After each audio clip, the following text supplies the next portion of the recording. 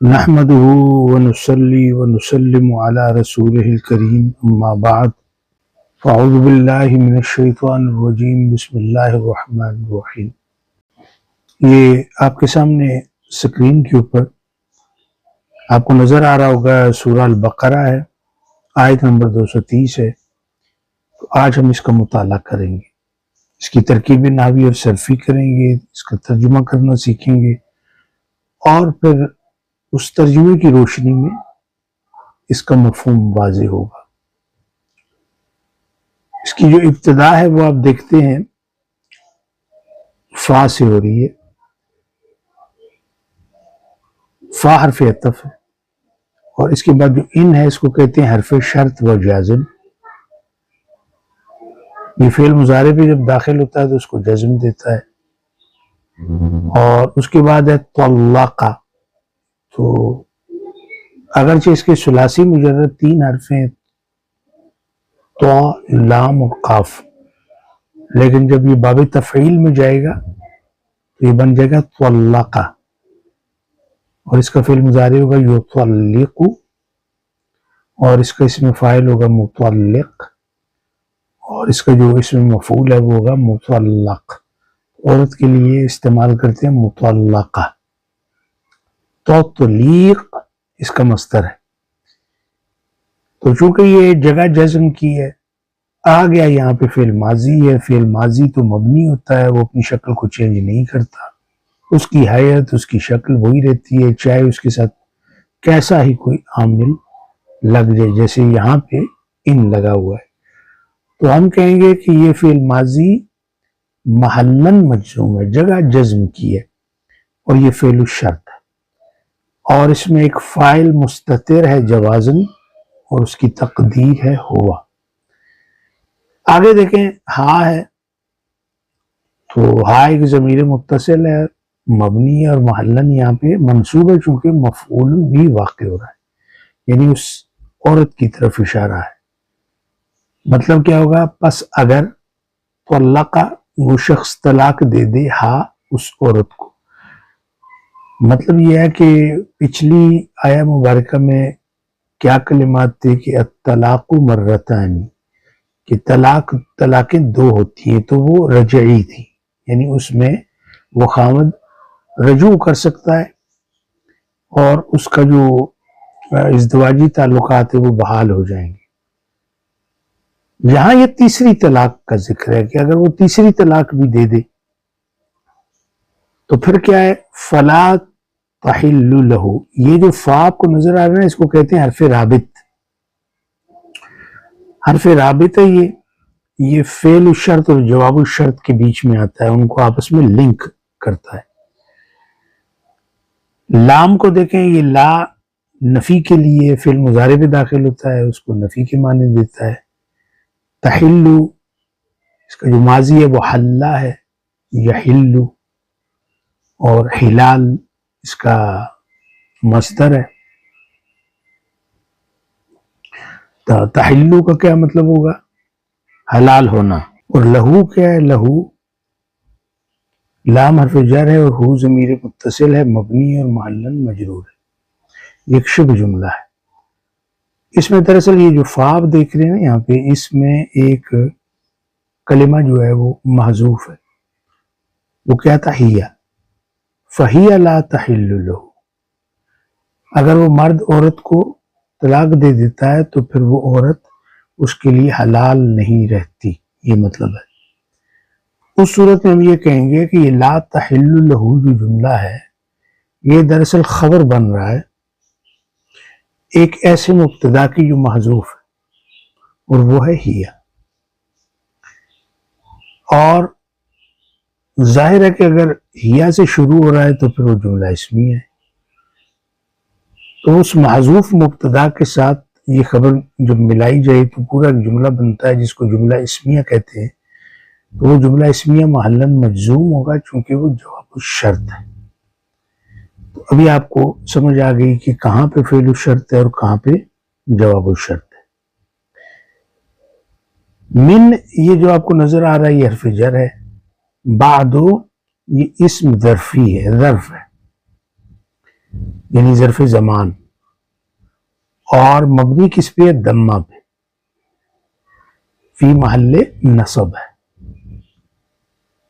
فی محل جر ہے، چونکہ اس کے پیچھے من آ رہا ہے۔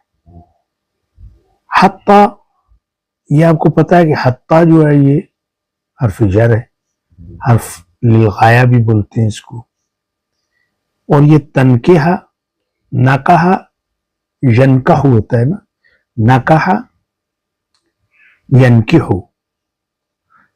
تو تنکح ہا کے اوپر پیش ہے کیونکہ وہ مرفوع ہوتا ہے، لیکن یہاں پہ آپ کو ہا کے اوپر زبر نظر آ رہی ہے، کیوں؟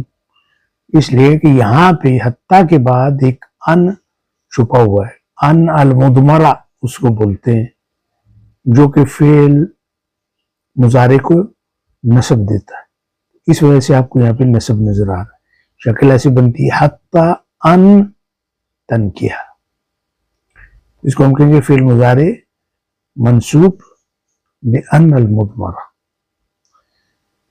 زوجن، یہ نکرہ ہے نا اس لیے تنوین ہے، تو یہ مفعول بہ منصوب ہے، یہاں تک کہ وہ عورت نکاح نہ کر لے زوجن ایک شوہر سے، غیرہ اس کے علاوہ، وہ جس نے طلاق دی ہے اس کے مقابلے میں کسی اور مرد سے وہ شادی کر لے، تو غیرہ کے اوپر آپ کو را کے اوپر زبر نظر آ رہی ہے، کیوں؟ اس لیے کہ نعت ہے، صفت ہے زوجن کی، تو زوجن چونکہ منصوب ہے تو یہ بھی منصوب ہے اور مضاف ہے، اور ہو ضمیر متصل ہے، مبنی اور محلن مجرور ہے چونکہ مضاف الیہ۔ اب اس کا ترجمہ کیا ہوگا؟ بس اگر وہ اس کو طلاق دے دے تو وہ عورت اس کے لیے حلال نہیں ہے اس کے بعد، طلاق کے بعد، یہاں تک کہ وہ عورت نکاح کر لے کسی دوسرے مرد سے، کسی دوسرے خامن سے۔ فَإِن طَلَّقَهَا، یہ فا ہے، یہ حرف عطف، ان حرف شرط جازم ہے، وہی طلقہ کے وہی اعراب ہیں جو یہاں پہ میں نے کیے ہیں، طلقہ، ٹھیک ہے۔ یہ فا جو ہے وہ حرف رابط ہے، لام یہ اس کو کہتے ہیں نافی للجنس، یہ جنس کی نفی کرتا ہے، یعنی جو اس کے بعد اسم آتا ہے اس کے جنس ہی کی نفی کر دیتا ہے، تو جناحا اس کا اسم ہے، یہ لا کا اسم ہے، یہ مبنی ہے، کس کے اوپر؟ فتح کے اوپر مبنی ہے، یہ لا کا اسم ہے۔ علیہما، علی حرف جر ہے اور ہما ضمیر متصل ہے، مبنی اور محلن مجرور ہے چونکہ پیچھے علی لگا ہوا ہے، تو یہ پورا ایک جملہ اسمیہ ہوا نا، فلا جناح علیہما، تو یہ محلن کیا ہوگا؟ مجزوم ہوگا کیونکہ یہ جواب الشرط ہے، فعل الشرط کہاں پہ تھا؟ طلق۔ ان آ گیا ہے، اور ان آپ کو پتہ ہے حرف نصب و مصدری ہے، یہ فعل مضارع پہ داخل ہوتا ہے، اس کو منصوب کرتا ہے۔ یہ دیکھیں نا، یتراجع، یہ اصل میں کیا تھا؟ یتراجعانی، تثنیہ کا صیغہ ہے نا، باب تفاعل میں ہے، اور ثلاثی مجرد میں ہے تو را جیم اور عین ہے، تراجع باب تفاعل ہے، یعنی تفاعل، تراجع یتراجع، متراجع اس کا اسم فاعل ہے، متراجع اس میں مفعول ہے، تراجع یہ اس کا مصدر ہے۔ نون کیوں گرا؟ کیونکہ پیچھے ان لگا، ان فعل مضارع کو منصوب کرتا ہے، تو نصب کا معنی یہ تھا کہ رفع کی نشانی ہٹائی جائے، آپ کہیں گے یتراجع فعل مضارع منصوب بحذف النون، ان، اور ہاں اس میں یہ دیکھیں، یہ جو نظر آ رہا ہے نا آپ کو الف، یہ کوئی نارمل والا الف نہیں ہے، یہ الف الاثنین ہے، یہ فاعل ہے، یہ یہاں پہ فاعل کے معنی دے رہا ہے، محلن مرفوع ہے۔ ان حرف شرط اور جازم ہوئی جو پیچھے گزرا ہے۔ ظنّا، یہ فعل ماضی ہے اور تثنیہ کا صیغہ ہے مذکر کا، دو نون ہے اس کے اندر، اور الف پھر وہی الف الاثنین ہے، یعنی فاعل کے لیے، اگر وہ دونوں خیال کریں، دونوں اگر ان کے گمان میں ہو، کیا ہو؟ تو ظنا پھر یہ فعل شرط بھی ہے اور محلن مجزوم ہے چونکہ ان کی بعد آیا ہے۔ ان وہی حرف نصب ہے، وہ مصدری ہے۔ یقیما اصل میں کیا تھا؟ یہ یقیمانی، یعنی تثنیہ کا صیغہ ہے فعل مضارع میں، تو نون یہاں پہ گرا ہوا ہے۔ کیوں گرا ہے؟ چونکہ ان پیچھے لگا ہے، اس نے نصب دینی ہے، تو نون تو رفع کی نشانی ہے، اور الف کیا؟ الف الاثنین، یہ فاعل کے لیے۔ ان یقیما، اگر وہ یہ خیال کریں کہ وہ قائم کر سکیں گے حدود اللہ، یعنی اللہ کی جو حدیں ان کی پاسداری کر سکیں گے، ان کو پامال نہیں کریں گے، تو حد کی جمع حدود، جمع مکسر ہے۔ دال کے اوپر زبر کیوں ہے؟ اس لیے کہ مفعول بہ منصوب ہے اور یہ مضاف بھی ہے۔ اللہ اس میں مجرور بالکسرہ ظاہرہ، کیوں کہ یہ مضاف الیہ ہے۔ اگر ان دونوں کا خیال ہو کہ وہ اللہ کی حدود کی پاسداری کر سکیں گے، تو اس میں جواب الشرط کہاں گیا؟ ان تھا نا، ان کے بعد فعل الشرط تھا، تو جواب الشرط محذوف ہے۔ اس کے بارے میں کہتے ہیں دل علیہ ما قبلہ، اس سے جو پیچھے سیاق گزرا ہے وہ اس پہ دلالت کرتا ہے۔ یعنی کیسے ہوگا؟ ان ظنا ان یقیم حدود اللہ فلا جناح علیہما ان یتراجعا، وہ چونکہ پہلے آ گیا تھا تو اس لیے یہاں سے اس کو محذوف کر دیا گیا۔ وَتِلْكَ، اس میں واو حرف استئناف، ایک نیا جملہ شروع ہے۔ تلکا اس میں اشارہ ہے، آپ نے پڑھا ہے۔ تو ویسے اگر اس کو انالائز کریں تو آپ کہیں گے یہ جو تا ہے یہ اصل میں تھا تی، یا محذوف ہے، وہ تھا اس میں اشارہ، اور لام للبعد اور کاف للخطاب، ٹھیک ہے؟ تو تلکا کو ہم آسانی کے لیے پورے کو اس میں اشارہ کہتے ہیں، یہ واحد مؤنث غائب کے لیے استعمال ہوتا ہے۔ چونکہ حدود حد کی جمع ہے، جمع مکسر ہے، غیر عاقل ہے، تو اس کی جو صفات ہوتی ہیں، اس کی جو اسماء اشارہ ہوتے ہیں، اس کے جو صیغے ہوتے ہیں، وہ واحد مؤنث ہوتے ہیں۔ تو تلکا کو ہم یہ کہیں گے کہ اس میں اشارہ تو ہے لیکن محلن مرفوع ہے مبتدا، اور حدود اس کی خبر ہے مرفوع بالضمہ ظاہرہ، دال کی اوپر پیش نظر آ رہی ہے، مضاف بھی ہے۔ اللہ لفظ الجلالہ ہے، مضاف الیہ ہے، اس لیے مجرور ہے، ہا کے نیچے زیر ہے۔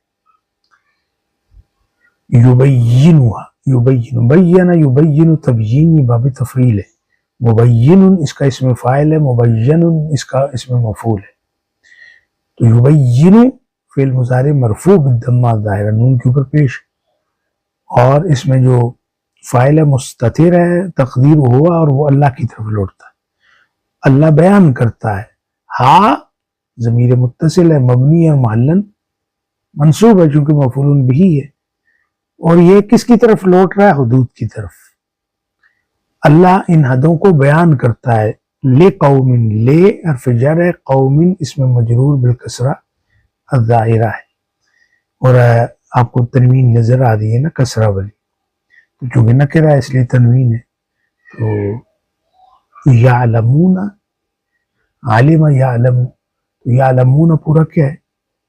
یہ فعل مضارع مرفوع ہے بثبوت النون، یہ نون آپ کو نظر آ رہا ہے، نون اعراب، یہ اس کی رفع کی نشانی ہے، اور یہ جو واو ہے یہ کس کی نشانی ہے؟ یہ ضمیر ہے، متصل ہے، مبنی ہے، محلن مرفوع فاعل۔ تو آپ دیکھیں فعل اور فاعل سے یہ پورا ایک جملہ بنا، یعلمون پورا جملہ ہے، یہ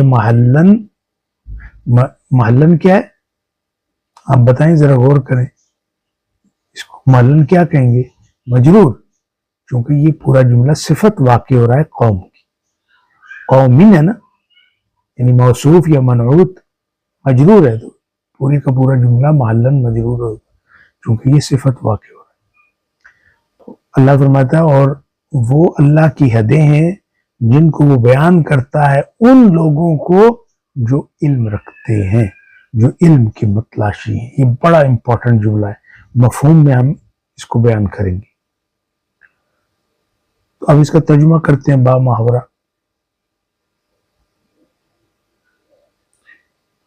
وہ کیا ہوگا؟ پھر اگر اسے طلاق دے دی تو اس کے بعد اس کے لیے وہ حلال نہ ہوگی یہاں تک کہ وہ کسی اور خاوند سے نکاح کرے۔ پھر اگر وہ اسے طلاق دے دے تو ان دونوں پر کوئی گناہ نہیں کہ آپس میں رجوع کر لے، اگر ان کا گمان غالب ہو کہ وہ اللہ کی حدیں قائم رکھ سکیں گے۔ اور یہ اللہ کی حدیں ہیں، وہ انہیں کھول کر بیان کرتا ہے ان لوگوں کے لیے جو علم رکھتے ہیں۔ سبحان اللہ۔ یہ آیت مبارکہ بہت امپورٹنٹ ہے اور بہت ساری غلط فہمیاں ہیں جو یہاں تک کہ بڑے بڑے علماء ہیں ان کے اندر بھی پیدا ہو گئی ہیں، تو معاشرے میں جو ہے یہ ایک فساد برپا ہے۔ تو آپ کے سامنے ہے نا آیت مبارکہ، اس کے اوپر آپ غور کریں، یہ بھی میرے سامنے ہے۔ تو یہ آیت ہمیں بتاتی ہے کہ طلاق کوئی کھیل نہیں ہے۔ جب شوہر اپنی بیوی کو تیسری اور آخری طلاق دے دیتا ہے تو اب عورت اس کے لیے فوراً حلال نہیں رہتی، اب واپسی کا دروازہ بند ہو جاتا ہے، یہاں تک کہ وہ عورت کسی دوسرے مرد سے حقیقی نکاح کرے، کھیل کے لیے اور ڈرامے کے لیے نہیں۔ اس کے ساتھ باقاعدہ ازدواجی زندگی گزارے اور پھر اگر کسی فطری وجہ سے وہ نکاح ٹوٹ جائے، مثلا وہ بیوہ ہو جائے یا پھر نباہ نہ ہو سکے، تو اسی صورت میں ہی پہلا شوہر دوبارہ نکاح کر سکتا ہے۔ یہ ایک اصول بیان کیا گیا، اس میں سے یہ جو حلالہ اور اس طرح کی چیزیں نکال دی گئی ہیں یہ سراسر شریعت کے خلاف ہے، کیونکہ یہ ڈرامہ بازی۔ یہ سوال یہ پیدا ہوتا ہے کہ یہ سخت شرط کیوں رکھی گئی؟ اس لیے کہ طلاق غصے، ضد یا مذاق نہ بن جائے۔ اگر ہر طلاق کے بعد فوراً رجوع کی اجازت ہوتی تو لوگ رشتوں کی قدر کھو بیٹھتے، پھر تو یہ کھیل بن جاتا نا طلاق دینا۔ اسلام چاہتا ہے کہ جب کوئی طلاق دے تو 100 بار سوچے، انجام کو دیکھے، بچوں، خاندان اور مستقبل کو سامنے رکھے۔ یہ پابندی دراصل ایک مضبوط دیوار ہے، یہ عورت کی پروٹیکشن ہے جو انسان کو جلد بازی اور بے پرواہی سے روکتی ہے۔ اس سے خاندان بچتا ہے، معاشرے کے اندر اصلاح پیدا ہوتی ہے۔ آپ کوئی شخص یوں نہیں کہہ سکتا طلاق دے دیتا ہوں بعد میں دیکھ لیں گے، نہیں، اب فیصلہ سوچ سمجھ کر کرنا ہوگا۔ نکاح کا اصل مطلب کیا ہے؟ یہ سوال ہے نا۔ نکاح محض ایک رسم نہیں ہے، نہ کوئی وقتی انتظام اور ارینجمنٹ ہے۔ نکاح ایک ایسا معاہدہ ہے، ایک ایگریمنٹ، کانٹریکٹ، جو زندگی بھر ساتھ نبھانے کے ارادے سے کیا جاتا ہے۔ اس کی نیت میں یہ ہونا ضروری ہے۔ اگر نکاح میں یہ نیت ہی نہ ہو، اگر دل میں پہلے سے طلاق کا منصوبہ ہو، کوئی کھوٹ ہو، تو ایسا نکاح نہیں بلکہ ایک دھوکہ اور سازش ہے۔ اس لیے اسلام میں جو متعہ ہے، وقتی نکاح، یہ حرام ہے، اسی وجہ سے حرام ہے نا۔ پھر حلالہ، صرف پہلے شوہر کے لیے عورت کو حلال کرنے کی نیت سے نکاح کرنا، یہ بھی دوستو حرام ہے۔ آپ یہ جو ہم نے آیتیں پڑھی ہیں، ان کی جو ٹون ہے اس کو آپ دیکھیں، ان بٹوین دا لائنز، کہ وہاں پہ اللہ کیا فرما رہے ہیں۔ آپ مولویوں کی باتوں کو چھوڑ دیں، یہ دونوں اللہ کی شریعت کے ساتھ مذاق، یہ متعہ اور حلالہ۔ اب حلالہ کے بارے میں ایک بہت اہم بات سمجھ لیں۔ اگر کوئی شخص اس نیت سے نکاح کرے کہ میں کچھ دن بعد طلاق دے دوں گا تاکہ عورت پہلے شوہر کو مل جائے، ایسا ہوتا ہے نا معاشرے میں، تو چاہے اس نکاح میں تعلق قائم ہو یا نہ ہو، یہ کام پھر بھی گناہ ہے، ذلت اور لعنت کا باعث۔ قرآن نے کہیں یہ شرط نہیں لگائی کہ دوسرے شوہر سے تعلق قائم ہونا ضروری ہے، یہ بات بھی نہیں۔ اصل چیز نیت ہے، اور اگر نیت خراب ہے تو پورے کا پورا عمل خراب ہے۔ پھر تو سوال ہی پیدا نہیں ہوتا نا کہ وہ ازدواجی تعلق قائم ہوا یا نہ ہوا، حلالہ ہوا یا نہ ہوا۔ یہ تو ہماری اپنی من گھڑت شریعت ہے۔ قرآن ہمیں کیا راستہ دکھاتا ہے؟ اب ہم قرآن کی طرف آتے ہیں۔ قرآن یہ چاہتا ہے کہ عورت کسی دوسرے مرد سے سچے ارادے کے ساتھ نکاح کرے، وہ نکاح عام ازدواجی زندگی کی طرح ہو۔ پھر اگر واقعی زندگی نبھ نہ سکے اور طلاق ہو جائے تو اس کے بعد اگر وہ پہلے شوہر کے پاس جانا چاہے تو پھر نکاح کی اجازت ہے۔ لیکن اگر یہ سب ایک منصوبہ ہو، ایک ڈرامہ، ایک چال ہو تو پھر تو غلط بات ہے نا، پھر تو شریعت سے کھلواڑ ہے۔ اللہ کے نزدیک اس میں شامل سب لوگ گناہگار ہیں۔ اب آخر میں دیکھیں، غور کریں کہ اللہ میں آخری نصیحت کیا کرتا ہے۔ سبحان اللہ، یبینھا لقوم یعلمون۔ نکاح اور طلاق بچوں کا کھیل نہیں، یہ فیصلے صرف رسم یا جذبات نہیں بلکہ اللہ کی حدیں ہیں۔ تلک حدود اللہ، اور اللہ اپنی حدیں انہی لوگوں کے لیے واضح کرتا ہے جو سچ میں سمجھنا چاہتے ہیں، جو علم کے طالب ہیں، اور جو اپنی زندگی کو اللہ کے حکم کے مطابق سنوارنا چاہتے ہیں۔ جو سمجھے گا وہ بچے گا، جو مذاق کرے گا وہ خود ٹوٹ جائے گا۔ سبحان اللہ۔ میرے خیال میں اس کا مفہوم واضح ہو چکا ہوگا۔ آج کے لیے اتنا ہی کافی ہے۔ کل انشاءاللہ اگلی آیت کے ساتھ ہم حاضر ہوں گے۔ وما علینا الا البلاغ۔